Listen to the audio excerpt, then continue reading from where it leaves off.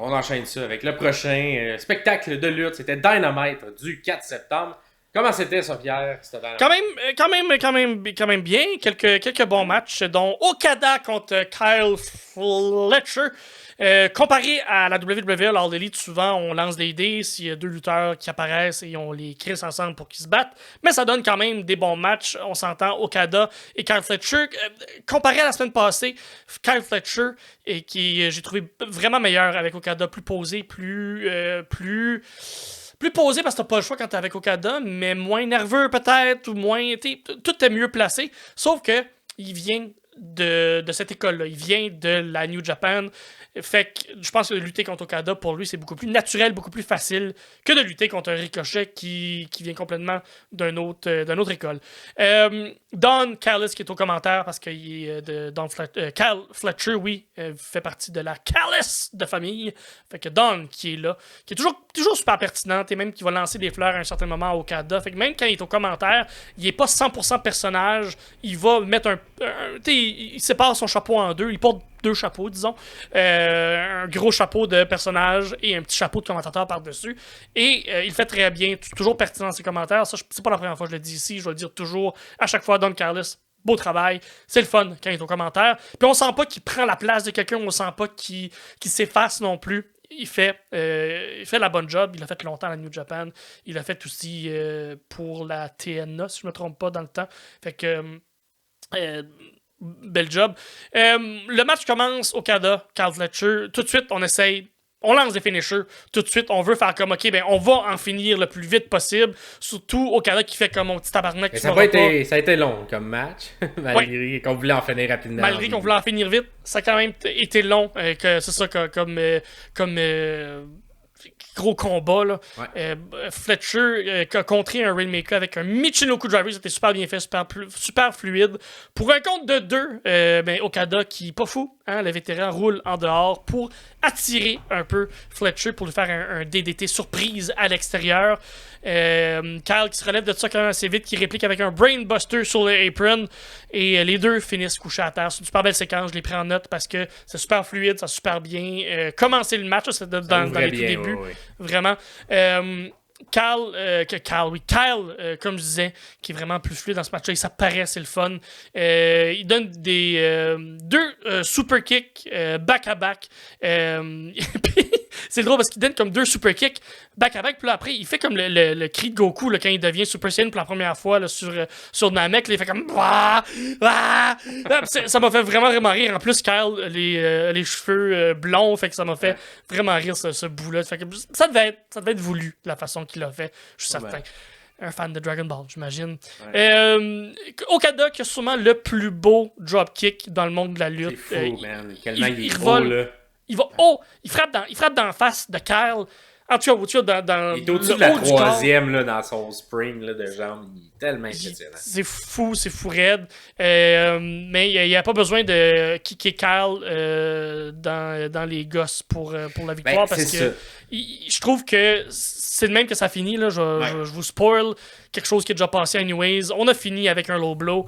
Je pense qu'on n'aurait pas dû. Je pense puis en plus, moi je vais rajouter à ça, le match il dure 20 minutes et où les deux sont positionnés sur la carte, je pense que tu peux le faire gagner clean, pas besoin d'un low blow. Et 100%. deux, tu peux le faire gagner en 12-15. Comme le 20 minutes, je comprends qu'on veut mettre de l'avant Kyle Fletcher parce qu'on y croit vraiment, puis il est talentueux là, le jeune homme. Mais où les deux sont positionnés sur la carte, je trouve ça vraiment comme bizarre. Que Kyle qui comme à chaque qui est comme un peu jobber de luxe là. Quand on a besoin que quelqu'un a besoin d'une victoire haute, on le met, puis sinon on lui donne lui de la chair à canon pour qu'il y ait des victoires et qu'il reste un peu légitime. Fait que j'ai vraiment trouvé ça spécial qu'il ait besoin d'un low blow. Puis c'est Okada, c'est un de tes champions. Fais-les gagner clean. Puis au pire, Kyle dans la défaite paraît bien. Puis Ben oui. J'ai comme un petit peu moins apprécié la fin de match, mais le match en tant que tel, c'est vraiment super bien. Très beau, très fluide, très le fun. Un peu trop long, oui, je suis d'accord avec ça, mais saupoudré de super beaux moments pour les deux lutteurs. Fait que ça finit qu'un low blow, c'est Okada qui gagne. Et ce qui est le fun, c'est qu'à la fin de tout ça, c'est Konosuke Takeshita qui vient sauver son ami de la Don Callis Family et qui vient sauver Kyle Fletcher. Et on commence à teaser tranquillement Takeshita contre Okada. Et ça, Oui. les amis, ça pourra pas être plate. Ça pourra pas. Takeshita va aller chercher le meilleur d'Okada parce que Takeshita, depuis 6 mois, depuis presque 1 an maintenant, ne donne pas de mauvais matchs. Mérite des ceintures, mérite d'être placé haut sur la carte. Takeshita, gros personnage. Quand il est arrivé, il m'a vraiment impressionné puis il continue de m'impressionner. On tease ça et on continue aussi à le teaser dans les semaines qui suivent parce qu'on est dans le passé, mais on est aussi dans le futur présentement. Le temps. Aussi, match que j'ai noté, la conglomération Orange Cassidy, Carl Fletcher, merci, avec Will Ospreay contre le BCC, Claudio, Swerve et Pac. Parce qu'on était avant All Out, donc on voulait un peu teaser là, tout ce qui allait se passer avec Will Ospreay et Pac. Donc, tout le monde, ce match trio donc, à l'All Elite, fait que c'est un shit show. Très dur à suivre, très dur à décrire. Fait que, en gros, là, tout le monde a un moment. Tout le monde a des beaux moments. Mais c'est vraiment... on veut vraiment faire sortir Will Ospreay fort et Pac fort de ce match-là parce que c'est vers là qu'on s'en va. C'est qu'on veut souligner à gros traits que ce match-là va être bon. Pac qui va encore des comme si... comme si c'était l'affaire la plus destructrice qu'il n'y avait pas au monde. Il vend, là... Il plante, puis... Jack Roberts serait fier là, de ses selles. Vraiment comme... On dirait qu'on plante sa tête dans le sol, puis il reste là comme un piquet que tu plantes. Là. C'est vraiment... On vient de voir les Olympiques, là, le lancer du javelot. Là, c'est ça. Là. Pac, il plante comme un javelot. C'est le son que ça fait. Pac! Quand il plante. Fait que, tout est dans tout. Super bon match, mais c'est vraiment pour mettre en lumière Will Ospreay et Swerve. Et Pac, je veux dire, pour ce qu'elle allait suivre à All Out. Le segment qui ferme le show, on a parlé plus tôt, c'est Hangman qui fait une vignette c'est super beau, super bien. Ce que Hangman dit, c'est ça vraiment... dépasse l'heure, hein? Peut-être tu fais à noter. Là. On est après 10 heures, donc là on est comme, ok, d'habitude il se passe quelque chose. Quand c'est après 10 heures... c'est important. C'est ça. Puis c'est quelque chose qu'on s'attend pas, là. C'est exact. Tu veux que les gens restent, là, tu sais, parce que exactement. tu veux pas qu'ils quittent. Puis je pense que les gens, il y avait une bonne raison de rester. Que c'était une bonne raison de rester. On voit Hangman qui est dans une maison, il est à l'intérieur. Bon, là, on comprend pas trop. Puis, tu sais, il parle du ressentiment qu'il a. Il parle de pourquoi il est devenu méchant comme ça. Tout ce que Swerve aussi a fait à Hangman dans le passé et pourquoi il en veut autant à Swerve. Puis on entend de l'eau qui coule en background parce qu'il est cadré quand même assez serré au buste. Fait qu'on voit de son torse en montant. Il n'y a pas de plan large, c'est un plan très serré sur lui qui parle. Un plan un peu là, plus bas, fait qu'on le voit un peu. Comme s'il il parle par-dessus la caméra pour avoir l'air important, pour avoir l'air méchant. Et on finit par comprendre qu'il a versé du gaz partout dans la maison que Swerve a acheté il n'y a pas si longtemps.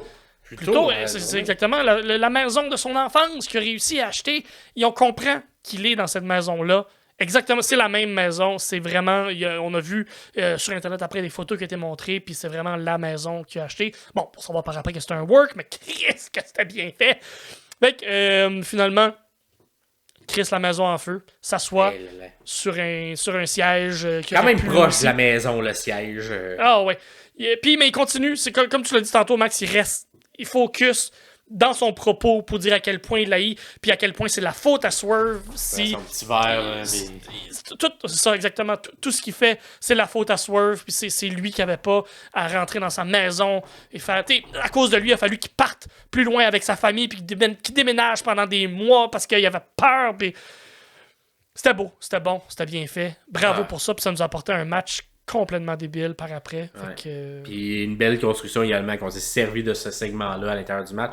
Bref, c'était vraiment un classique genre segment d'un show go on que qui marque l'esprit puis t'es comme j'ai hâte de voir qu'est-ce qui va se passer à l'intérieur du pay-per-view. Fait que très très bien fait pour ce segment-là. Puis oui, un bon dynamite effectivement. Et ça fait le tour, Pierre? Yes, ça fait le tour de ça. Tout d'abord. Pas tout, mais...